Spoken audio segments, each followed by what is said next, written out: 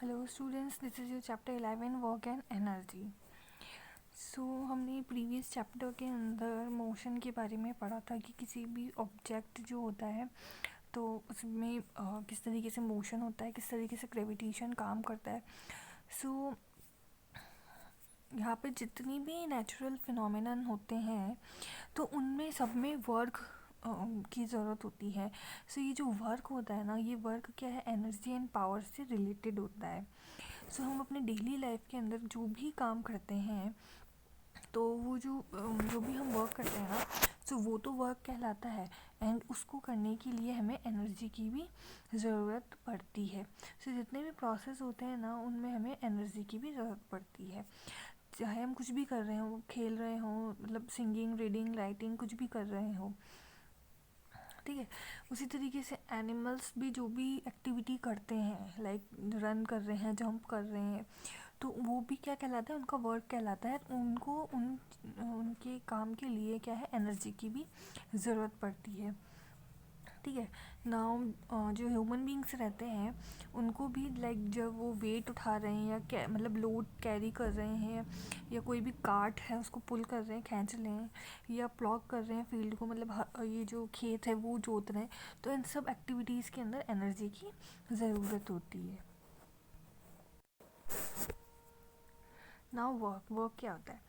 सो ये जो daily routine में हम काम करते हैं ना, ये जो वर्क होता है ना, ये डिफरेंट होता है साइंस वाले वर्क से। मतलब जो साइंस के टर्म्स के अंदर हम वर्क को अलग तरीके से डिफाइन करते हैं, ठीक है।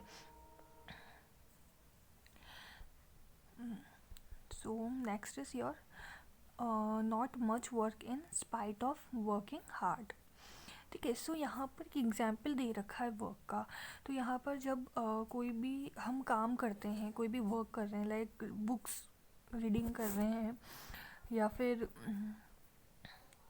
कोई भी डायग्राम ड्रॉ कर रहे हैं, और और कोई भी मतलब क्वेश्चन पेपर है, या कोई भी कलेक्ट कर रहे हैं, या फिर कोई भी मतलब थॉट आ रहा है, या फिर कोई क्लास अटेंड कर रहे हैं, या फिर जितनी भी डेली लाइफ में जो हमारी एक्टिविटीज़ होती हैं ना, तो उनमें क्या होता है, हमारी एनर्जी लगती है, ठीक है। तो यहाँ पर हम क्या कह सकते हैं कि हम हार्ड वर्क कर रहे हैं, ठीक है। तो यहाँ पर जो जो भी हम हार्ड वर्क कर रहे हैं उसमें थोड़ा सा वर्क हम कर रहे हैं, मतलब प्रॉपर वर्क नहीं है वो, ये प्रॉपर हम वर्क कर रहे हैं, उसमें हमारी बहुत ज़्यादा एनर्जी जा रही है, तो उसके अंदर थोड़ा सा वर्क होता है, ठीक है।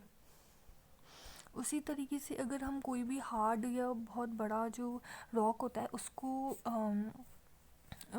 पुश करेंगे, तो हम चाहे कितना भी एफर्ट लगा ले, लेकिन वो अपनी जगह से हिलेगा नहीं, मतलब उसके अंदर कोई भी डिस्प्लेसमेंट नहीं होगा। तो हम ये कह सकते हैं कि उसमें क्या है, कोई भी वर्क हमने नहीं किया, उसके अंदर लगी है।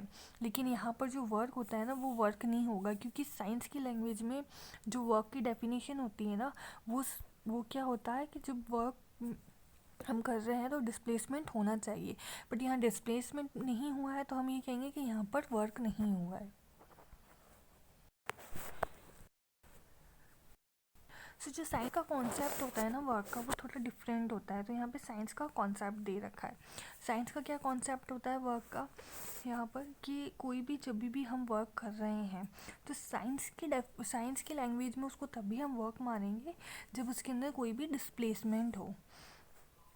लाइक यहाँ पे कोई भी पेबल है जो सरफेस पे है, तो अगर हम उसको पुश करेंगे, तो यहाँ पर क्या है कि उसके अंदर अगर उसमें हम क्या कर रहे हैं, फोर्स लगा रहे हैं, तो फोर्स लगाने से जो पेबल है वो डिस्प्लेस होगा अपनी जगह से।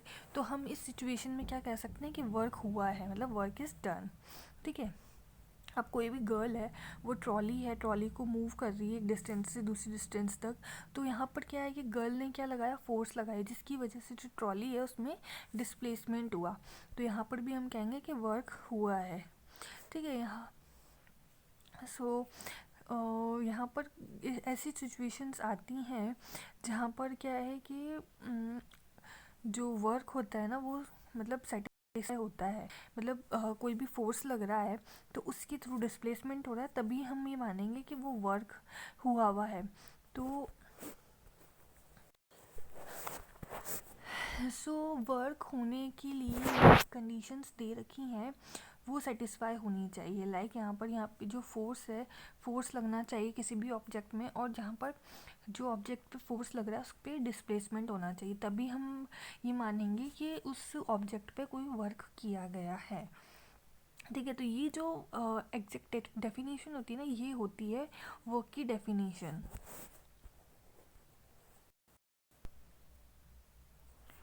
Now work done by constant force. ठीक है, सो यहाँ पर है कि अगर हम कोई भी फोर्स लगा रहे हैं किसी भी ऑब्जेक्ट पर, तो वो क्या होगा, उसमें डिस्प्लेसमेंट होगा। तो हमने मान लिया कि एस डिस्प्लेसमेंट उसके अंदर हो रहा है। तो ये जो डिस्प्लेसमेंट होता है ना, एक्स, ये किस डायरेक्शन में होता है, जिस डायरेक्शन में हम फोर्स लगा रहे हैं। ठीक है, सो हमने मान लिया कि हमने ये जो फोर्स लगाया और उससे डिस्प्लेसमेंट हुआ, तो हमारा यहाँ पे क्या है, डब्ल्यू वर्क हो रहा है। तो जो डब्ल्यू वर्क है ना, उसको हम किस तरीके से डिफाइन करेंगे। जो वर्क है, जो वर्क डन होता है, वो किसकी इक्वल होता है, फोर्स इंटू डिस्प्लेसमेंट की, मतलब एफ इंटू एस। तो एफ इंटू एस क्या होगा, वर्क होगा।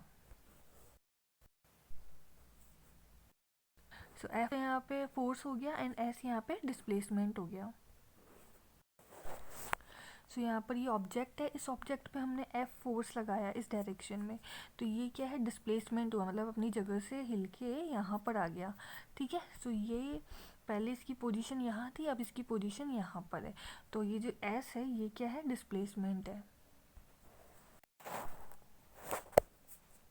सो वर्क डन क्या हो जाता है कि जो फोर्स है एक्ट कर रहा है किसी भी ऑब्जेक्ट पे, जब भी हम ऑब्जेक्ट पे फोर्स लगा रहे हैं, तो वो जो फोर्स है ना, उसका जो मैग्नीट्यूड है, फोर्स का मैग्नीट्यूड, मतलब मैग्नीट्यूड मैंने बताया था कि जो नंबर उस होते हैं, लाइक 10 न्यूटन मान लिया हमने कि फोर्स लगाया, तो ये जो 10 होगा ना, ये क्या कहलाता है, मैग्नीट्यूड कहलाता है फोर्स का।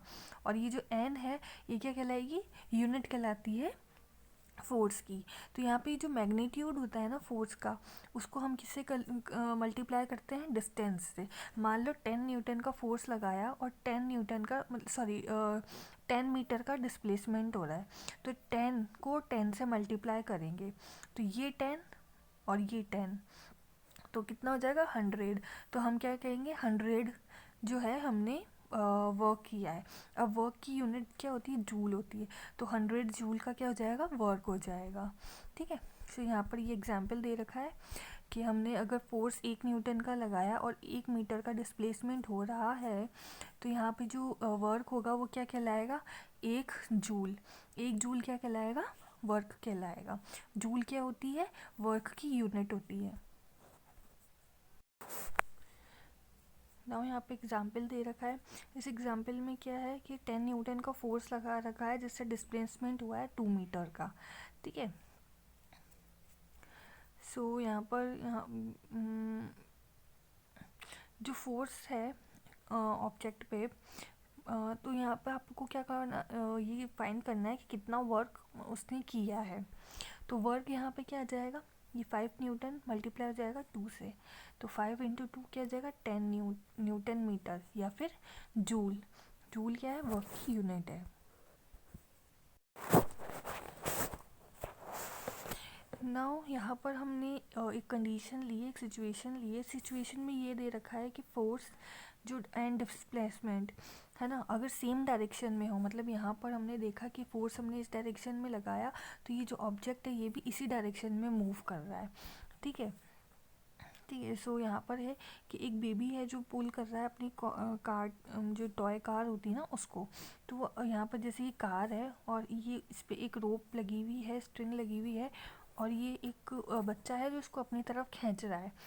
तो ये क्या है, ऑब्जेक्ट है जिस पे ये बच्चा है, ये इस डायरेक्शन में फोर्स लगा रहा है, और ये कार भी है जो इसी डायरेक्शन में मूव कर रही है। मतलब यहाँ पे फोर्स और जो कार है, मतलब फोर्स और डिस्प्लेसमेंट दोनों क्या है, एक ही डायरेक्शन में है। तो यहाँ पर क्या होगा, जो वर्क होगा ना वो क्या होगा, दोनों का इक्वल, मतलब दोनों का मल्टीप्लिकेशन होगा। तो जितना फोर्स लग रहा है वो इनटू जितना डिस्प्लेसमेंट उसने किया है वो। ठीक है, दोनों को मल्टीप्लाई करेंगे, तो आपका जो भी आंसर आएगा वो हमेशा पॉजिटिव आएगा, क्योंकि जो फोर्स लग रहा है वो और जो डिस्प्लेसमेंट है दोनों एक ही डायरेक्शन में हो। तो अगर दोनों एक ही डायरेक्शन में होंगे, फोर्स एंड डिस्प्लेसमेंट, तो जो वर्क होगा ना, मतलब जो फोर्स होगा वो क्या लिया जाएगा, पॉजिटिव लिया जाएगा, मतलब उसी डायरेक्शन में फोर्स लग रहा है तो फोर्स क्या है, पॉजिटिव लिया जाएगा।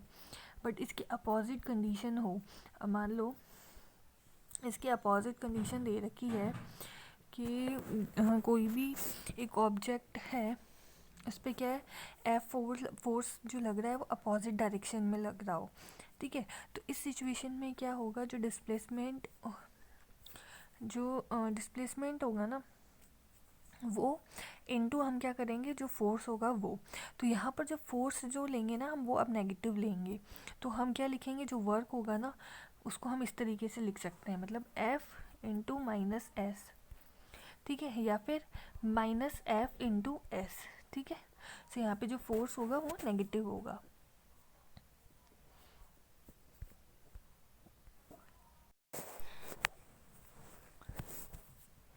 नाउ एनर्जी, एनर्जी हम कोई भी काम करते हैं तो हमें उसमें काम करने के लिए हमें एनर्जी की ज़रूरत पड़ती है। तो यहाँ पे जो सन होता है ना वो सबसे बड़ा जो है नेचुरल सोर्स माना जाता है एनर्जी का। उसके अलावा सन के अलावा भी और कई सारे सोर्सेज होते हैं, नेचुरल सोर्सेज होते हैं जो कि एनर्जी सोर्स होते हैं। लाइक जो एटम्स के न्यूक्लियाई होते हैं वो इंटीरियर होता है अर्थ का, एंड जो टाइट्स होते हैं वो, ये सब क्या है, एनर्जी के सोर्स माने जाते हैं।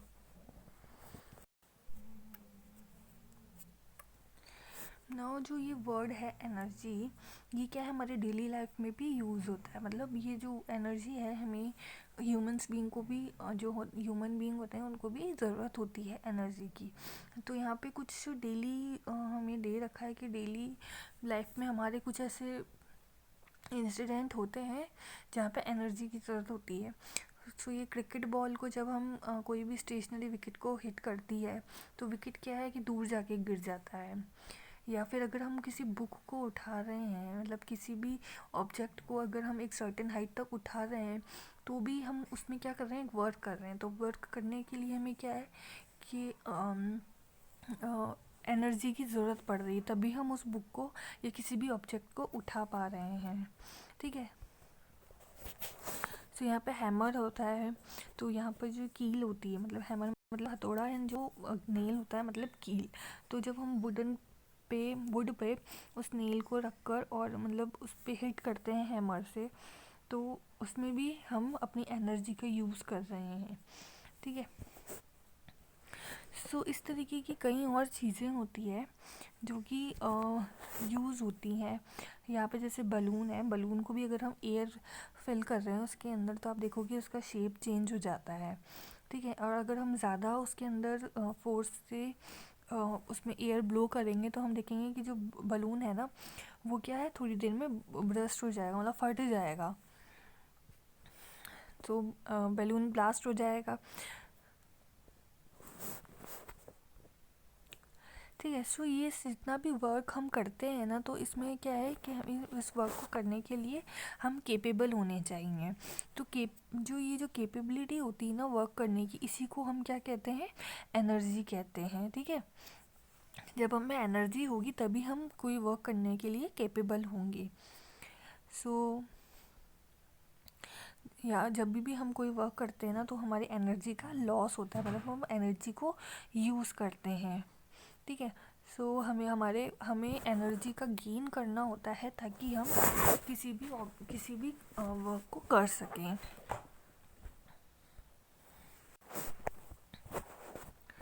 सो जब भी हम किसी ऑब्जेक्ट पे एनर्जी लगा रहे हैं या फिर हम किसी भी ऑब्जेक्ट पे फोर्स लगा रहे हैं तो हम क्या करते हैं, एनर्जी का ट्रांसफ़र करते हैं एक बॉडी से दूसरी बॉडी में, ठीक है। तो एक बॉडी तो होती है जो एनर्जी देती है और दूसरी जो बॉडी होती है वो रिसीव करती है एनर्जी, ठीक है। और इसी वजह से क्या होता है, जो वर्क होता है वो होता है।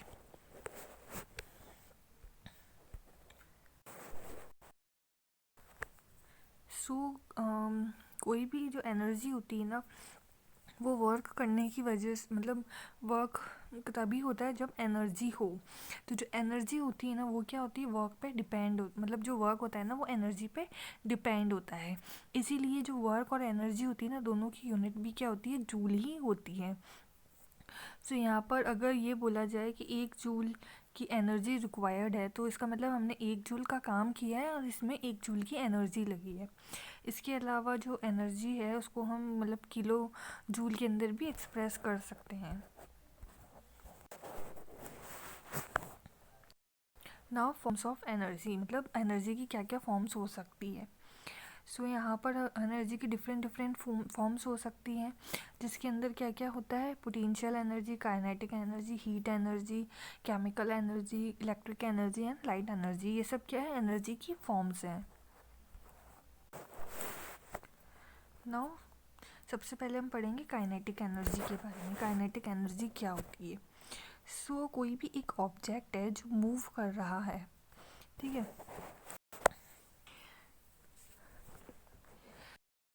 कोई भी एक ऑब्जेक्ट मूव कर रहा है तो हम उसमें कहते हैं कि वो उसमें काइनेटिक एनर्जी है। सो लाइक अगर हम बात करें एक मूविंग बुलेट की, जब हम बुलेट फायर करते हैं तो बुलेट क्या है, मूव करती है। जो विंड ब्लो होती है, हवा चलती है वो, या फिर कोई भी व्हील जो है रोटेट हो रहा है, या कोई भी अगर हम जो भी स्टोन है उसको थ्रो कर रहे हैं तो वो, तो कोई भी मूविंग ऑब्जेक्ट है ना तो हम उसमें क्या कहेंगे कि उसके अंदर क्या है, जो मतलब मोशन हो रहा है, या फिर हम उसमें हम कहेंगे कि उसमें काइनेटिक एनर्जी है। काइनेटिक एनर्जी की वजह से ही वो मोशन हो रहा है। सो कोई भी अगर जैसे यहाँ पे और एग्जांपल्स दे रखे हैं कि कोई कोकोनट फॉल होता है, या कोई भी कार चल रही है स्पीडी मतलब स्पीड से, या कोई जो स्टोन है वो रोल हो रहा है, जो फ्लाइंग एयरक्राफ्ट होते हैं, जो वाटर फ्लो हो रहा है, या फिर जो विंड चल रही है, विंड ब्लो हो रही है, या कोई भी एथलीट है वो जो रन कर रहा है। सो ये सब क्या है, काइनेटिक एनर्जी के एग्जांपल्स हैं। तो इन शॉर्ट जो काइनेटिक एनर्जी होती है ना वो तभी किसी ऑब्जेक्ट में आएगी जब वो ऑब्जेक्ट मोशन कर रहा हो, ठीक है। तो कोई भी ऑब्जेक्ट जो मोशन कर रहा है उसमें क्या होती है, काइनेटिक एनर्जी होती है। तो जैसे जैसे उस ऑब्जेक्ट की स्पीड बढ़ती जाएगी वैसे वैसे काइनेटिक एनर्जी भी क्या है, बढ़ती जाएगी। सो जो काइनेटिक एनर्जी होती है ना वो क्या है, किसकी इक्वल होती है, जो वर्क हमने किया है, मतलब उसमें जो वेलोसिटी लाने के लिए हमने जो वर्क किया है ना, तो काइनेटिक एनर्जी उसके इक्वल होती है। नाउ काइनेटिक एनर्जी को एक्सप्रेस कैसे करते हैं। सो हमने यहाँ मान लिया कि कोई भी ऑब्जेक्ट है वो क्या है कि एम मास का है जो कि मूव कर रहा है वी यू वेलोसिटी से, ठीक है। तो यहाँ पर क्या है कि जब वो उसमें हमने थोड़ा सा मतलब एस डिस्टेंस तक उसने मूव करा एंड उसके बाद हमने उस पर फोर्स लगाया, ठीक है, तो वो क्या होगा, और ज़्यादा डिस्प्लेसमेंट होगा उसके अंदर। तो यहाँ पर जो वर्क होगा वो तो क्या होगा, डब्ल्यू होगा। तो वर्क क्या होता है, W equal to F S होता है, ठीक है। एंड जो वर्क डन होता है ना वो क्या होता है, चेंज इन वेलोसिटी होता है, ठीक है। तो यहाँ जो भी वर्क हो रहा है वो क्या होगा कि जो चेंजेस आ रहे हैं ना वेलोसिटी के अंदर वो होगा। तो यहाँ पे वेलोसिटी में चेंजेस क्या आ रहे हैं, जो वेलोसिटी यू थी वो अब किस में बदल गई, वी के अंदर। तो यहाँ पर एक्सेलरेशन क्या, जब वेलोसिटी बदली, वेलोसिटी में चेंज आया तो यहाँ पे एक्सेलरेशन आ गया। एक्सेलरेशन क्या होता है, ए होता है, ठीक है।